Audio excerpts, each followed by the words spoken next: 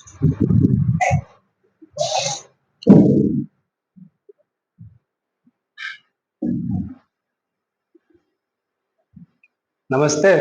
Very good evening all of you. तो कैसे आप लोग? आशा करता हूं कि आप लोग अच्छे होंगे। तो चलिए शुरू करें। चलिए तो क्लास को स्टार्ट करते हैं। ठीक है, तो देखिए क्लास को स्टार्ट करने से पहले आइए जान लेते हैं कुछ खबरों को जो आजकल काफी चर्चे में है। ठीक है, देखिए पहला खबर है, केंद्र ने जनजाति योजनाओं के बेहतर क्रियान्वयन के लिए अधिकारियों को प्रशिक्षित करने हेतु आदि कर्मयोगी की शुरुआत की। ठीक है, क्या की है? एक पहल है जिसका नाम है आदि कर्मयोगी। Centre launches Adi Karmayogi to train officials for better tribal scheme execution. तो क्या बता रहा है यहाँ पे, क्या कहना चाह रहे हैं? जो जनजाति है हमारे देश के, उनको सशक्तिकरण बनाने के लिए क्या किया इन लोगों ने? आदि कर्मयोगी एक पहल चलाया है। किसने? केंद्र सरकार ने। ठीक है, इसमें क्या करेंगे? ये जितने भी जनजाति है उनको क्या करेंगे? सशक्तिकरण बनाएंगे। तो देखिए ये जो है सबसे पहले जानेंगे हम लोग ये कौन से ये मंत्रालय के अंतर्गत आता है। ठीक है, कौन से मंत्रालय के अंतर्गत आता है और इसका मंत्री कौन है? ठीक है ना, ये जो है ट्राइबल मिनिस्ट्री का अंतर्गत आता है। देखिए ट्राइबल मिनिस्ट्री जो है, जब हमारा देश आजाद हुआ था तब इस मिनिस्ट्री का गठन नहीं हुआ था। ठीक है, एक हुआ कब था? ये बिल्कुल नया है। ठीक है ना, ये 1999 1999 में इसका क्या हुआ था? इस मिनिस्ट्री का क्या हुआ था? गठन हुआ था। कब? 1999 में। किसका? ट्राइबल मिनिस्ट्री का। और ये जो आदि कर्मयोगी पहल जो है ये किसके अंतर्गत चलाया गया है? तो ट्राइबल मिनिस्ट्री के अंतर्गत। ठीक है, आप बात करेंगे ये ट्राइबल मिनिस्टर के अभी मंत्री कौन है। ठीक है, तो इस मंत्रालय का मंत्री जो है वो है जुआल ओरम। ठीक है, जुआल ओरम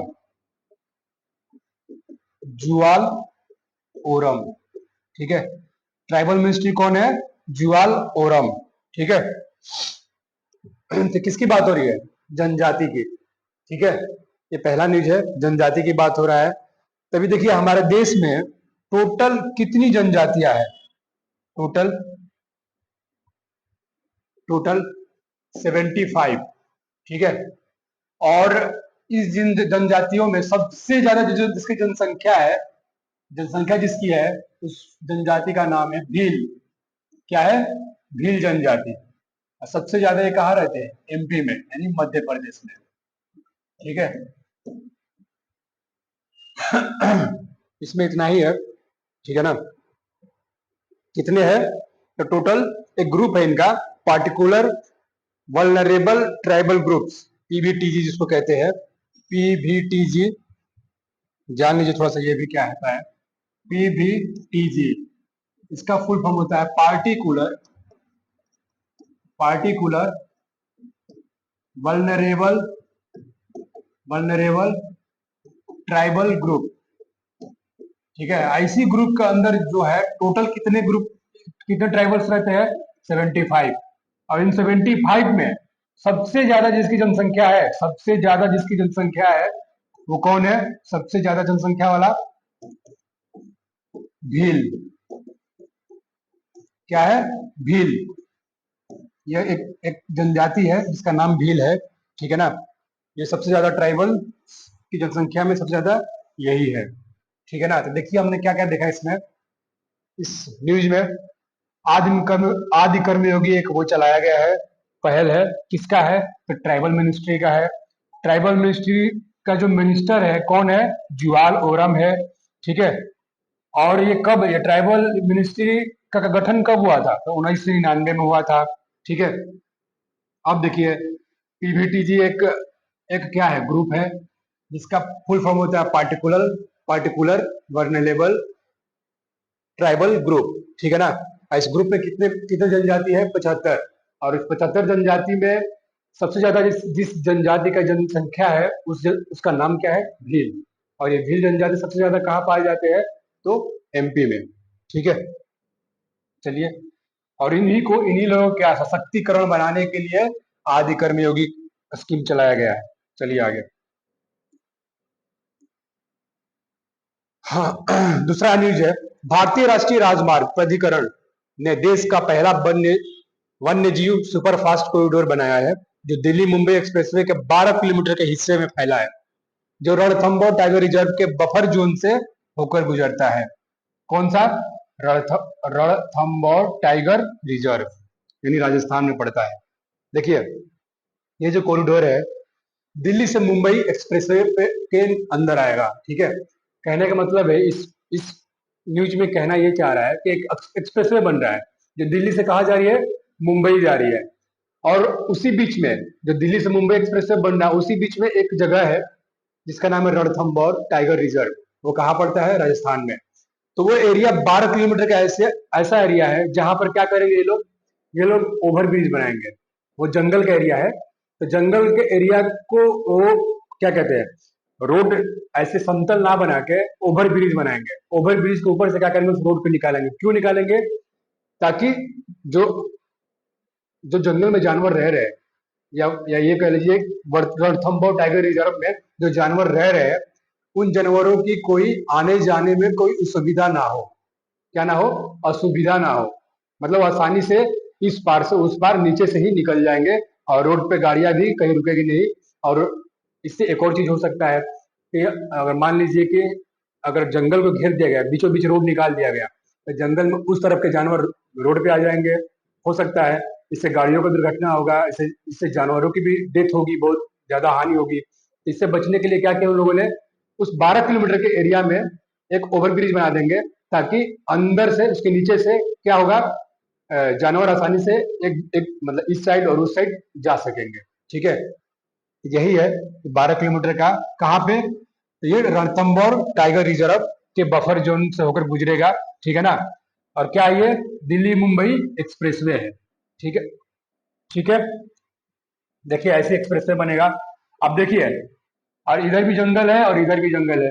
अब रोड क्या किया गया है, समतल बना दिया गया है डायरेक्ट, इन जमीन से पूरा वो मिट्टी डाल के, और उसको क्या किया गया, रोड बना दिया गया दोनों तरफ से। अब यहाँ पे क्या करेंगे ये लोग, यहाँ पे क्या करेंगे, एक ओवर ब्रिज बना देंगे ये लोग, ओवर ब्रिज ऐसे। ठीक है, ये ओवर ब्रिज बना देंगे, और यहाँ से नीचे से जंगल जो होगा, जंगल के रास्ते क्या करेंगे, जानवर एक दोनों तरफ आते जाते रहेंगे, ओवर ब्रिज के थ्रू आते जाते रहेंगे। ठीक है, चलिए। और गाड़ियों को भी दिक्कत नहीं होगी, गाड़ी आराम से अपने जैसे जाएगी वैसे जाती रहेगी। चलिए, क्वेश्चन आ गया, क्वेश्चन पे बात करेंगे। नए raw who has been appointed as new raw chief. Raw, नए रॉ प्रमुख के रूप में किसे नियुक्त किया गया है? देखिए ये क्या कह रहा है, रॉ के प्रमुख, रॉ ये एक क्या है, रॉ क्या है, एक हमारे देश की जैसे पाकिस्तान के आईएसआई के एजेंट होते हैं, वैसे हमारे देश में खुफिया एक एजेंसी है जिसका नाम है रॉ। रॉ के एजेंट होते हैं, क्या होते हैं, एजेंट होते हैं, जो अलग अलग देशों में ये काम करते हैं। किसके लिए? इंडिया के लिए। ठीक है, किसके लिए? इंडिया के लिए। ये रॉ का एजेंट जो होते हैं खुफिया तरीके से, यानी कि वो अपने दूसरे देश के नजर में ना आके अपने देश के लिए उसकी उसी दूसरे देश में काम करता है, अपने देश के लिए। ठीक है, तो रॉ, रॉ का मतलब क्या होता है, रिसर्च एंड इसका फुल फॉर्म है रिसर्च एंड एनालिसिस विंग्स। ठीक है, इसका फुल फॉर्म होगा रिसर्च एंड एनालिसिस विंग्स। किसका? रॉ का। रॉ का फुल फॉर्म होगा रिसर्च एंड एनालिसिस विंग्स। ठीक है, तो नए रॉ प्रमुख किसे बनाया गया है? तो पराग जैन को। अब ये पराग जैन है कौन? तो देखिए, ये पराग जैन जो है 1989 यूपीएससी बैच का, 1989 बैच का ये एक आईपीएस ऑफिसर है। कौन है? IPS officer. ठीक है, आईपीएस ऑफिसर 1989 का, 1989 बैच का आईपीएस ऑफिसर है। कौन? पराग जैन। ये अभी जो सिंदूर ऑपरेशन हुआ था इंडिया और भारत के बीच में, जो झड़प हुआ था, जिसमें एक सिंदूर ऑपरेशन चलाया गया था इंडिया की तरफ से, उस ऑपरेशन में इनका रोल जो था काफी अहम था। ठीक है, आप लोगों को पता होगा जब सिंदूर ऑपरेशन चल रहा था तब इंडिया वाले सटीक, कहते हैं ना सटीक मार्क, मतलब जहां उनका सटीक मार्क क्षमता जिसको कहते हैं, जहां पर उनको वार करना था वहां वार कर रहे थे।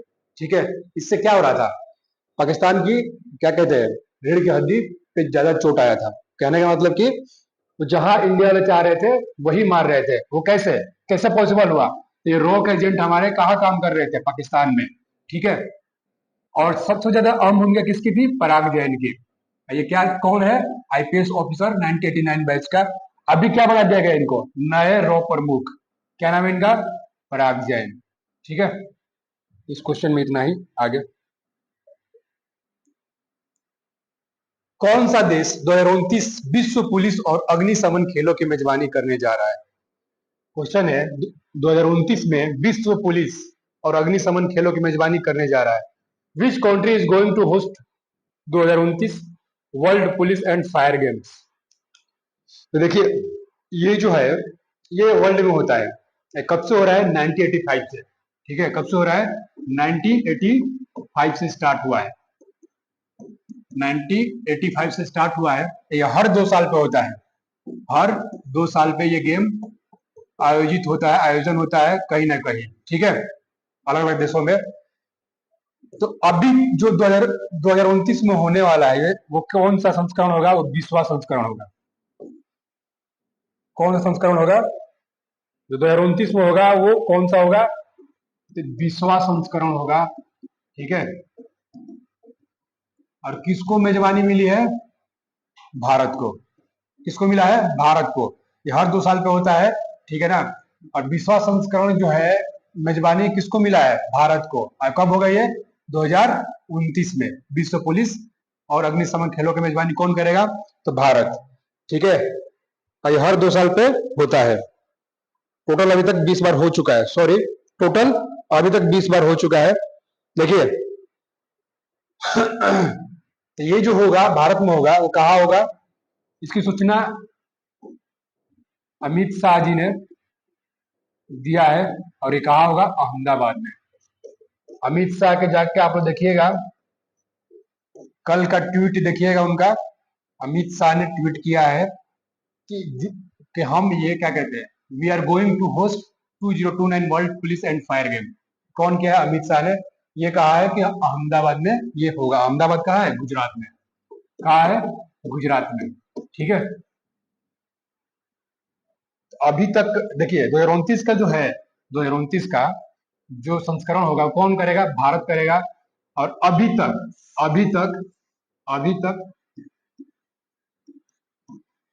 20वां संस्करण हो चुका है। 20वां संस्करण हो चुका है। ठीक है, ये याद रखिएगा आप लोग। इसमें इतना ही।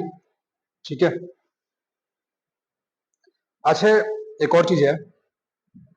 हमने कुछ दिन क्या 2 दिन पहले पढ़ा था, सेबी। सेबी का फुल फॉर्म क्या होगा, सेबी का full form security security and exchange exchange board of India. Board of India, ये क्या है, इसके अभी तुरंत कुछ दिन पहले क्या आ, हो सकता है कल ही से, मतलब कल ही बदले हैं, नहीं सॉरी, कल नहीं बदले हैं, इसका अभी तुरंत बदले हुए हैं अध्यक्ष। ठीक है ना, अध्यक्ष अध्यक्ष इसका बदले हुए, क्या नाम है उनका, तुहिन कांत तुहिन कांत पांडे। ठीक है, कुछ दिन पहले यूपीएससी का भी यूपीएससी का भी अध्यक्ष, यूपीएससी का फुल फॉर्म क्या होगा, यूपीएससी का भी अध्यक्ष बदले हैं। इनका नाम है अमित कुमार। अमित कुमार नया है, अभी बदले हैं, तुरंत ही बदले हैं। ठीक है, सॉरी, अमित नहीं। ठीक है, यूपीएससी का अध्यक्ष जो है, ये है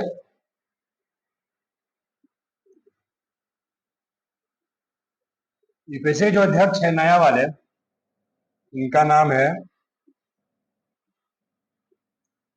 अजय कुमार। अजय कुमार। ठीक है, देखो यहाँ पे क्या है, सेबी का सेबी यानी कि security exchange, security and exchange board of India, ठीक है। इसका अध्यक्ष कौन है? तुहिनकांत पांडे। यूपीएससी का अध्यक्ष जो अभी बदला है, अजय कुमार है, ठीक है। और 2029 का विश्व पुलिस और अग्निशमन खेलों का मेजबानी जो करेगा, कौन करेगा? भारत करेगा, ठीक है। ये किसने बताया ट्वीट करके?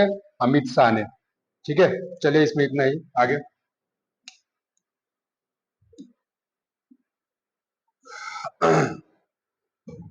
भारत का पहला ग्रीन डेटा सेंटर कहाँ स्थापित किया जा रहा है? भारत का पहला ग्रीन डेटा सेंटर कहाँ स्थापित किया जा रहा है? देखिए, भारत का ग्रीन डेटा सेंटर कहाँ स्थापित किया जाता है? तो गाजियाबाद में। अब ग्रीन डेटा सेंटर का बात आ रहा है, ठीक है। तो भारत में टोटल 170 प्लस डेटा सेंटर्स है, ठीक है, जहां पर अपने डेटा को क्या करते हैं, जो भारत सरकार है, अब कोई भी डेटा को क्या करती है, वहां पे रखती है, ठीक है। जो हमारे क्या कहते हैं, किसी भी मतलब कि सरकारी संस्था उसको यूज कर सकती है, ठीक है। या फिर या कह लो कि हम अपना हमारा जिसका जो इंडिविजुअल्स है, जो इंडिविजुअल्स भी अपना यूज कर सकते हैं। अब मान लीजिए कि हमारा आधार कार्ड का डेटा है, वो डेटा कहीं ना कहीं तो रखा हुआ होगा ना, कहीं ना कहीं तो रखा होगा डिजिटली, तो कहीं ना कहीं रखा होगा। तो ऐसे ही बहुत सारी चीजें हैं जिसके डेटा सेंटर अलग अलग जगह पे बनाया गया है, जो 170 प्लस है इंडिया में। तो अभी जो भारत का पहला ग्रीन डेटा सेंटर की बात हो रहा है, तो कहाँ स्थापित हो रहा है? गाजियाबाद में, ठीक है। अब गाजियाबाद कहाँ है? यूपी में, ठीक है। तो यूपी, यूपी से याद आ रहा है आप लोगों को, नंबर वन किस चीज में है? जीआई टैग में। जीआई टैग में नंबर वन पे कौन है? यूपी है, उत्तर प्रदेश है। और क्या बताया था यहाँ पे? Night safari, night safari Lucknow में स्टार्ट हो जाएगा कुछ दिनों में। कहाँ है, कहाँ बन रहा है ये? लखनऊ में, ठीक है। और क्या बताया था आप लोग को? तैरता हुआ, ये यूपी की बात कर रहा हूं मैं, तैरता हुआ पुलिस स्टेशन, ठीक है, तैरता हुआ पुलिस स्टेशन। और क्या बताया था यूपी में? Religious corridor, religious corridor, religious corridor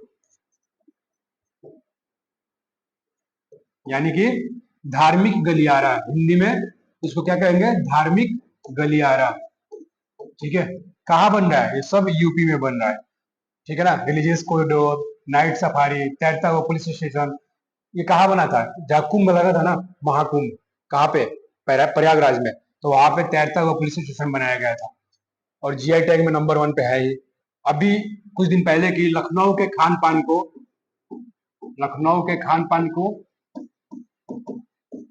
को यूनेस्को ने अपने लिस्ट में शामिल किया है। यूनेस्को ने अपने लिस्ट में क्या किया है? शामिल किया है, अपने लिस्ट में शामिल किया है, ठीक है।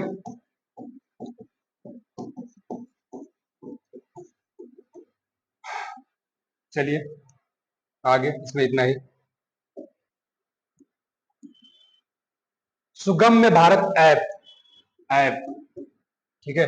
सुगम्य भारत ऐप भारत सरकार द्वारा किसके लिए एक महत्वपूर्ण पहल है? देखिए, सुगम्य भारत ऐप जो है, ये डिसेबल डिसेबल जो पर्सन होते हैं, या ये कह लो आपकी, जो ऐसे बूढ़े बुजुर्ग जो हो गए हैं, जो चल फिर नहीं सकते, तो उनके लिए एक एप्लीकेशन डेवलप किया गया है जिसका नाम है सुगम्य भारत ऐप, ठीक है। उससे क्या होगा? इससे उनके जो सरकार, केंद्र सरकार या ये कह लो कि राज्य सरकार जो भी सुविधाएं दे रही है, तो उनके तक पहुंच पा रहा है कि नहीं, ठीक है। वो तो चल फिर नहीं सकते, या तो बोल नहीं सकते, या तो कोई अंधा होगा। तो इस ऐप के माध्यम से ये डेटा उनको क्या केंद्र तक पहुंचाने का, या ये कह लो सरकार तक पहुंचाने का एक पहल है, ठीक है। कि उनको क्या सुविधाएं मिल रहा है, क्या सुविधाएं नहीं मिल रहा है, ठीक है। तो सुगम्य भारत ऐप भारत सरकार द्वारा किसके लिए एक महत्वपूर्ण पहल है? तो विकलांग व्यक्तियों के लिए, ठीक है। विकलांग व्यक्तियों के लिए, ठीक है ना, विकलांग व्यक्तियों के लिए सुगम्य भारत ऐप। तो भारत द्वारा दिव्यांगजनों और वरिष्ठ नागरिकों के लिए सार्वजनिक स्थानों और सरकार तक पहुंचाने का एक पहल है, किसके थ्रू? तो सुगम्य भारत ऐप के तहत, ठीक है। ये किसके लिए है? विकलांग व्यक्तियों के लिए। अगला, कौन सा राज्य केंद्र शासित प्रदेश, कौन सा राज्य केंद्र शासित प्रदेश अपनी पहली कृत्रिम बारिश की मेजबानी करेगा? अब कृत्रिम बारिश समझते हैं आप लोग? देखिए, जिस जगह पे बारिश नहीं होता है वहां पे कृत्रिम बारिश भी कराया जाता है। कैसे कराया जाता है, ठीक है, उस पर भी चर्चा करेंगे कि कृत्रिम बारिश होता क्या है। तो मान लीजिए कि जहाँ पानी की कमी हो जाता है, कृत्रिम बारिश होता है, या फिर ये कह लो कि वहां की वायु में प्रदूषण ज्यादा बढ़ गया है, तो वहां भी कृत्रिम बारिश करा के प्रदूषण को कम किया जाता है या दबाया जाता है। ठीक है, तो कृत्रिम बारिश कहाँ होता है? या तो जहाँ पे पानी की कमी हो, ठीक है, या तो वहां की हवा ज्यादा प्रदूषित हो गया हो, तो वहां कृत्रिम बारिश करा के प्रदूषण को कम किया जाता है। ठीक है, यानी कि वायु प्रदूषण को कम किया जाता है। ठीक है, तो ये कहाँ पे, देखिए, तो कौन सा राज्य केंद्र शासित प्रदेश की बात कर रहे हैं? तो दिल्ली। दिल्ली में अभी क्या कराया जाएगा? कृत्रिम बारिश कराया जाएगा। ठीक है, ये 4 जुलाई से 11 जुलाई की तक, 4 जुलाई से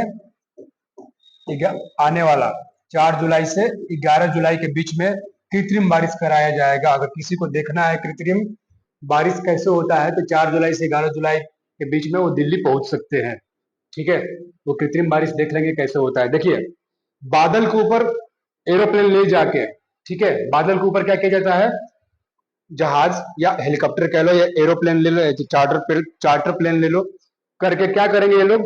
सिल्वर सिल्वर आयोडाइड और silver chloride, silver iodide iodide plus silver chloride क्या करेंगे? बादल के ऊपर जाकर ये छिड़काव करेंगे। ठीक है, और छिड़काव करने के कुछ देर बाद क्या होगा? वहां कृत्रिम बारिश कहने का मतलब ये हुआ, ऐसा बारिश जो प्रकृति रूप से नहीं हो रहा है। प्रकृति रूप से कहने का मतलब नेचुरल नहीं है। ठीक है, जैसे हमारे यहाँ बारिश होता है तो नेचुरल होता है, ठीक है, ऑटोमेटिक अपने आप आता है। लेकिन ये कृत्रिम बारिश जब चाहे तब करा सकते हैं। कैसे? सिल्वर आयोडाइड और सिल्वर क्लोराइड बादल के ऊपर ले जाकर छिड़काव करने से बारिश होने लगता है। ठीक है, तो ये कहाँ हो रहा है? दिल्ली में। कौन करा रहा है? यहाँ के सीएम कौन है? रेखा गुप्ता। रेखा गुप्ता, ठीक है। अब दिल्ली में सीएम तो गवर्नर भी होता है क्या? यहाँ गवर्नर नहीं होता, यहाँ एलजी होता है। ठीक है, और एलजी कौन है यहाँ का? श्री विनय कुमार सक्सेना। यहाँ का एलजी कौन है? एलजी श्री विनय कुमार सक्सेना। ये विनय में वाई नहीं लिखते हैं, आई लिखते हैं, देख लेना आप लोग। सक्सेना, ठीक है, Vinay Kumar Saxena. L G lieutenant governor, ठीक है ना, लेफ्टिनेंट गवर्नर,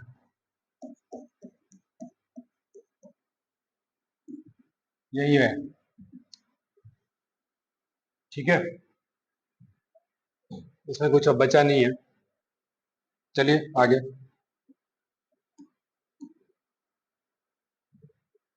कतारगामा एसाला महोत्सव, कतारगामा एसाला महोत्सव 2025 किस देश में शुरू किया गया है? ठीक है, कतारगामा एसाला महोत्सव 2025 किस देश में शुरू किया गया है? तो श्रीलंका में। ठीक है, कहाँ पे? श्रीलंका में। श्रीलंका में अभी किया गया है शुरू। ठीक है, कुछ दिन पहले श्रीलंका के प्रेसिडेंट हमारे कहाँ आए थे? भारत में। और भारत के कहा किस जगह पे? तो गया में। ठीक है, गया में कहा? तो बोध गया। बोध गया में क्या करने आए थे? तो क्या कहते हैं, ये ऐसे माना जाता है कि ये बौद्ध के अनुयायी है। ठीक है, उनका नाम क्या है राष्ट्रपति का? तो दिशा नाइके। ठीक है, यहाँ के प्रेसिडेंट कौन है? प्रेसिडेंट कहाँ का? श्रीलंका का, मतलब राष्ट्रपति। राष्ट्रपति दिशा नायके। दिशा नायके ये अभी क्या आए थे? भारत आए थे। अब भारत आए थे तो कहाँ गए थे? हमारे बिहार आए थे। हो सकता है ये क्वेश्चन बिहार कांस्टेबल के जो एग्जाम होने वाला है उसमें काफी इंपोर्टेंट हो सकता है। ठीक है, ये बिहार आए हुए थे, कहाँ गए थे? बोध गया। कहाँ गए थे? बोध गया विजिट करने। ठीक है ना। अब बोध गया में क्या है? महात्मा बुद्ध का क्या है? कौन जाता है? बुद्धिस्ट जाते हैं यहाँ पे। बोध गया में कौन जाता है? तो बुद्धिस्ट। ठीक है, बुद्धिस्ट। ठीक है ना। तो कौन दिशा नायके आए हुए थे? ये प्रेसिडेंट है। यहाँ के प्रधानमंत्री कौन है? प्रधानमंत्री, प्रधानमंत्री हारिनी, हारिनी अमर सूर्या, अमर सूर्या, ये यहाँ के प्रधानमंत्री है। प्रधानमंत्री कौन है? हारिनी अमर सूर्या। कहाँ का? श्रीलंका का। ठीक है, इतना याद रखना आप लोग, इसमें ज्यादा कुछ है नहीं। ठीक है, एक यहाँ पे, चलिए आपने सुना होगा, पहले भी चर्चा किया था मैं, अनुराधापुरा, अनुराधापुरा। ठीक है, अनुराधापुरा मैंने चर्चा किया था एक बार, अनुराधापुरा। ठीक है, श्रीलंका के पुरानी राजधानी क्या है? पुरानी, पुराना राजधानी, पुराना कैपिटल किसका? श्रीलंका का, अनुराधापुरा। ठीक है, भारत और श्रीलंका के बीच में कौन सी युद्ध अभ्यास होता है?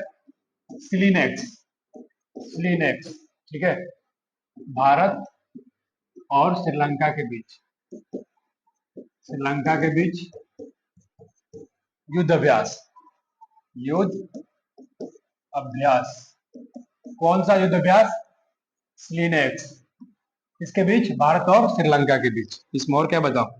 देखिए, भारत और श्रीलंका के बीच एक युद्ध अभ्यास होता है जिसका नाम है सिलिनेक्स।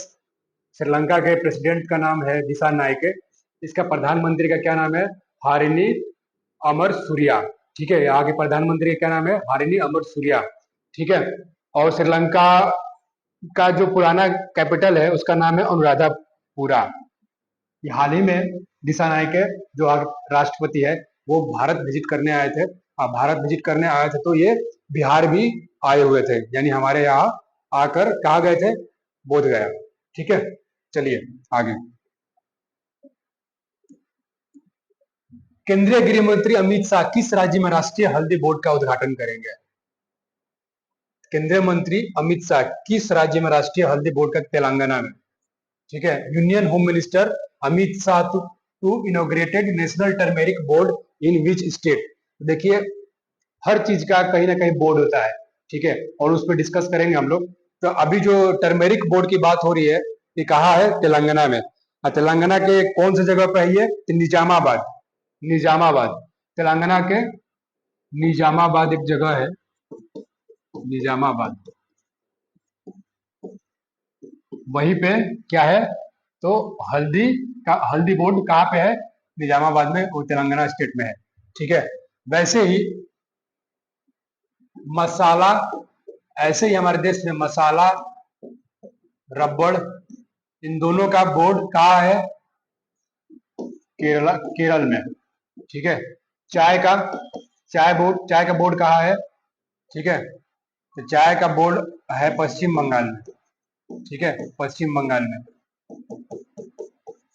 अभी एक और बनने जा रहा है बोर्ड, बोर्ड मखाना का। ठीक है, ये कहाँ बन रहा है? बिहार में।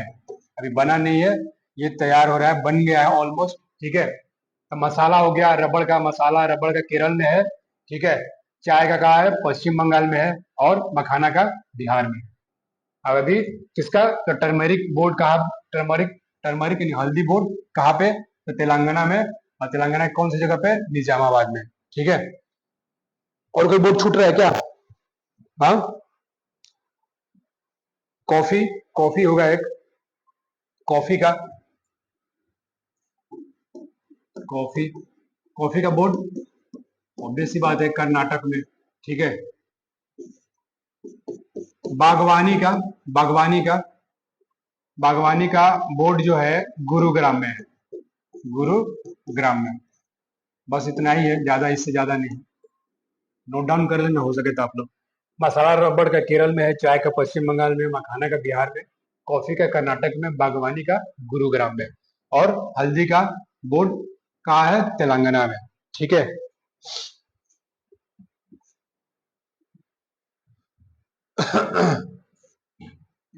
देखिए, ये मसाला रबड़ का बोर्ड, और ये क्या है जो इधर लिखा है मैंने? ये मुख्यालय है इसका। इन बोर्ड का क्या है? मुख्यालय है। मुख्यालय क्या है?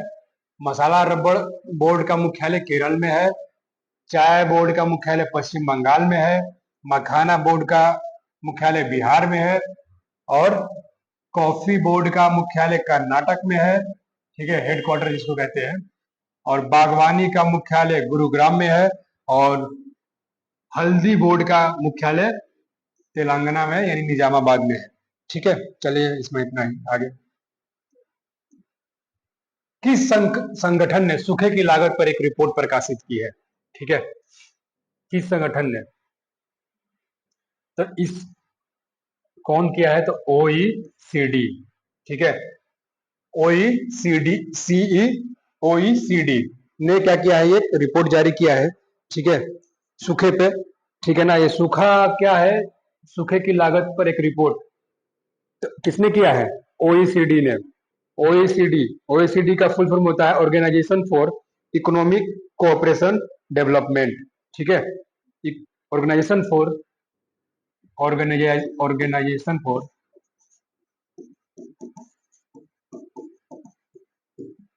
For economic cooperation cooperation development development. ठीक है, ये क्या किया इसने? सूखे की लागत पर एक रिपोर्ट जारी किया है। देखिए, ये रिपोर्ट कौन जारी करता है? ठीक है, तो देखिए, एक ग्लोबल ड्राउट आउटलुक रिपोर्ट आया है। उसमें क्या आया था? उसमें आया था global drought outlook report. Global drought drought outlook report. इसने रिपोर्ट में अपने क्या लिखा था?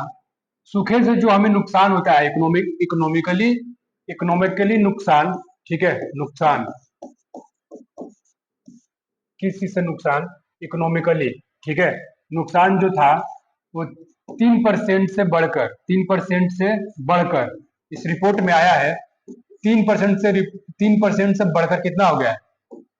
7% हो गया है। मतलब कहीं ना कहीं किसानों को लेकर सूखे से कहीं ना कहीं नुकसान हुआ है। इकोनॉमिकली नुकसान किसको हुआ है? भारत को। ठीक है, ग्लोबली कह लो। किस संगठन ने सूखे की लागत पर एक रिपोर्ट प्रकाशित की? तो OECD ने। ठीक है, तो 3% से बढ़कर कितना हो गया है? 7% हो गया है। ठीक है, ये किसने बताया? तो ग्लोबल ड्राउट आउटलुक रिपोर्ट ने।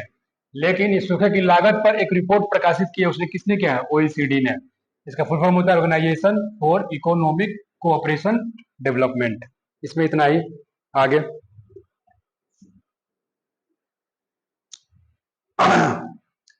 इकोनॉमिकली नुकसान का मतलब ये हो गया आर्थिक नुकसान, यानी पैसे रुपए से नुकसान। ठीक है, नाटो शिखर सम्मेलन 2025। NATO NATO North Atlantic Atlantic treaty organisation. Treaty organisation full form होता है नाटो का। ठीक है, क्वेश्चन कह रहा है नाटो शिखर सम्मेलन 2025 किस देश में आयोजित किया गया है? तो देखिए, इसका हो जाएगा नीदरलैंड। ठीक है, और नीदरलैंड के कौन सी जगह में? हेग। हेग एक जगह का नाम है। ठीक है, HAGUE, हैग। ठीक है ना, नीदरलैंड का एक जगह, नीदरलैंड में एक जगह का नाम है, शहर का नाम है। ठीक है, हेग। नाटो शिखर सम्मेलन 2025 किस देश में आयोजित किया जा रहा है? तो हेग में, नीदरलैंड में वो है। ठीक है, नीदरलैंड। देखिए, नीदरलैंड फूल फ्लावर्स की बात हो रही है, फूलों का सबसे ज्यादा वर्ल्ड में सबसे ज्यादा क्या करता है? ये एक्सपोर्ट करता है। सबसे ज्यादा एक्सपोर्ट करता है। ठीक है, एक्सपोर्ट मतलब निर्यात करता है। ठीक है, निर्यात मतलब अपने देश में पैदा करके दूसरे देशों को बेचता है। कौन? नीदरलैंड। ठीक है, और नाटो का मुख्यालय कहाँ है? तो बेल्जियम में। ठीक है, कहा? बेल्जियम में। नाटो का मुख्यालय, हेडक्वार्टर, मुख्यालय बेल्जियम। कहा है ये? बेल्जियम, ब्रुसेल्स में। ब्रुसेल्स। ठीक है, इसमें इतना ही है। आगे,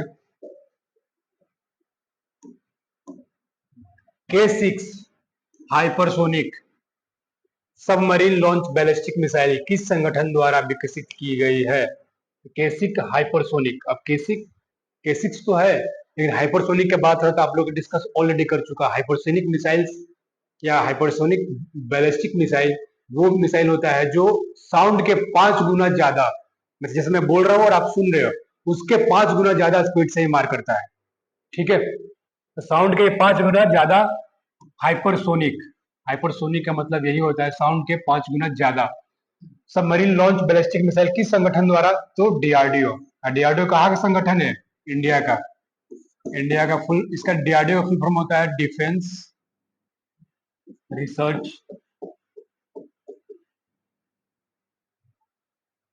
एंड डेवलपमेंट डेवलपमेंट ऑर्गेनाइजेशन।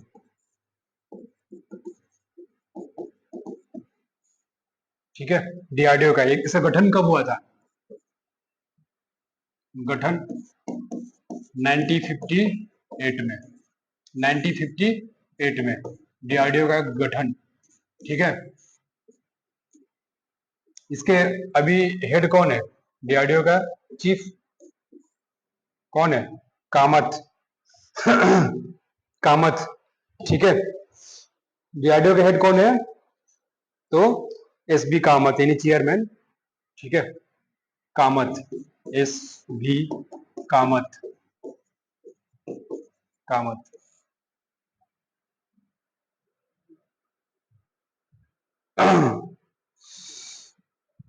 देखिए डीआरडीओ जो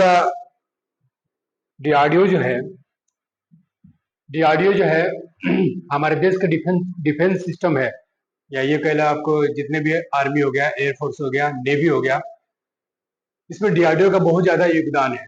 ठीक है, ये ऐसी ऐसी चीजें बना देता है जो हमारे डिफेंस सिस्टम में काफी काम आता है। और दूसरे देश, मतलब जो दुश्मन देश होते हैं, उनसे बचने के लिए, उनसे मार करने के लिए हमारे पास बहुत सारी चीजें ऐसे डेवलप हो चुका है जो डीआरडीओ ने खुद बनाया है, खुद डीआरडीओ ने उसको डेवलप किया है। ठीक है, जो हमारे देश के सैनिकों का बहुत ज्यादा काम आता है। देखिए डीआरडीओ डीआरडीओ का हमारे देश में 50+ यानी 50 से ज्यादा अलग अलग शहरों में लैब है जो इन चीजों को बनाता है। डीआरडीओ का अपना 50+ लैब है ऑल ओवर इंडिया में, जो क्या करता है, अलग अलग डिफेंस सिस्टम पे ये काम करता है। ठीक है, या यूं कह लो, आप देखिए कहीं ड्रोन बन रहा है, तो कहीं पे कवच बन रहा है, तो कहीं पे हेलमेट बन रहा है। ये कौन कौन सारा चीज करता है आर्मी के लिए, इंडियन आर्मी के लिए? तो ये कौन करता है? डीआरडीओ ही करता है। ठीक है, तो डीआरडीओ का हमारा काम हमारे डिफेंस सिस्टम में बहुत ज्यादा ही, मतलब कि हाथ होता है। ठीक है, इसका भी चीफ कौन है, हेड कौन है, चेयरमैन कौन है? हेड कह लो, चीफ कह लो, चेयरमैन कह लो, एस बी कामत। ठीक है, इसका फुल फॉर्म क्या होता है? Defence research development organisation. ठीक है, गठन कब हुआ था? 1958। चलिए,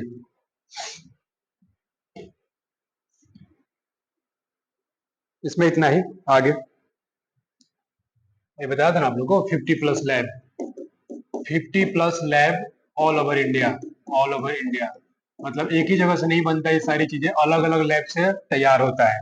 ठीक है, चलिए आगे।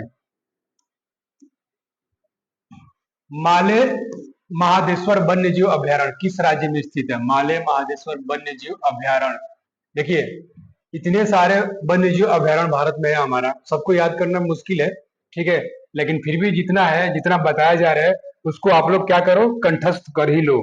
ठीक है, कब क्या पूछ देगा कोई, कोई कोई क्या है, कोई नहीं जानता इस चीज को। ठीक है ना, ये कहाँ पे है? मालय महादेश्वर कर्नाटक में है। ठीक है, कर्नाटक में है। यहाँ पे और क्या है? और क्या है? Bhadra tiger reserve. Bhadra tiger reserve कहाँ पे है? कर्नाटक में ही है। ठीक है, अभी बताया था आप लोगों को, कॉफी का ज्यादा उत्पादन यहीं पे होता है। कहाँ पे? कर्नाटक में। और कौन कौन सा टाइगर रिजर्व है भाई यहाँ पे? दंडेली नाम सुना था आप लोग? बताया था, दंडेली अंशी। ठीक है, और बांदीपुरम। बांदीपुरम भी यहीं पे है। बांदीपुरम कुछ दिन पहले चर्चा में था। Bandipuram, Bandipuram tiger reserve. Tiger reserve, Dandeli, Dandeli Anshi tiger reserve. Tiger reserve. देखिए जो बांदीपुरम टाइगर रिजर्व है ना, इसी के चलते कर्नाटक कुछ दिन पहले, इसी के चलते कर्नाटक क्या था, कुछ दिन पहले बाघ के चलते टॉप पर इसका नाम आता था कि सबसे ज्यादा बाघ कहाँ पे पाए जाते हैं, कर्नाटक में। लेकिन अब क्या है, अब इसका नाम यहाँ से हट गया है। ठीक है, बांदीपुरम, पहले बांदीपुरम टाइगर रिजर्व के चलते ही, ठीक है, बाघों का कैपिटल, बाघों का कैपिटल राज्य कहा जाता था। ठीक है, किसको, कर्नाटक को। माले मादेश्वर वन्यजीव अभयारण्य कहाँ है, कर्नाटक में। ठीक है, और क्या बताऊं मैं इसमें आप लोगों को, कॉफी बता ही दिया आप लोगों को। ठीक है, चलिए आगे। भारत के महापंजीयक किस मंत्रालय के अधीन कार्य करते हैं, तो देखिए महापंजीयक जो है भारत के, ये गृह मंत्रालय के अंतर्गत काम करते हैं, गृह मंत्रालय, होम मिनिस्ट्री के अंतर्गत काम करते हैं। तो भारत के महापंजीयक अभी कौन है, क्वेश्चन ये है कि भारत का महापंजीयक कौन है अभी, श्री मृत्युंजय कुमार नारायण, श्री मृत्युंजय कुमार नारायण, मृत्युंजय कुमार नारायण।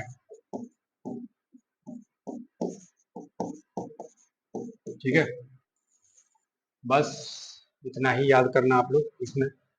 तो भारत का महापंजीयक किसके अंतर्गत आता है, गृह मंत्रालय, गृह मंत्री कौन है अभी, होम मिनिस्टर आप लोगों का अमित शाह। ठीक है, भारत के महापंजीयक और सांख्यिकी मंत्रालय, सांख्यिकी जो है अभी कौन है, श्री मृत्युंजय कुमार नारायण, अमित शाह। गृह मंत्री कौन है अभी आप लोगों का, अमित शाह। ठीक है, आगे। महानदी, महानदी कोलफील्ड लिमिटेड किस राज्य में दो नई कोयला खदानें खोलेगी, देखिए Mahanadi coalfield limited, Mahanadi coalfield limited कौन से, तो उड़ीसा में। ठीक है, अभी उड़ीसा में, उड़ीसा के पुरी में अभी क्या हुआ था, कुछ दिन, 2 दिन पहले की बात है, जगन्नाथपुरी रथ यात्रा निकाला गया था, काफी धूमधाम से निकाला जाता है। ठीक है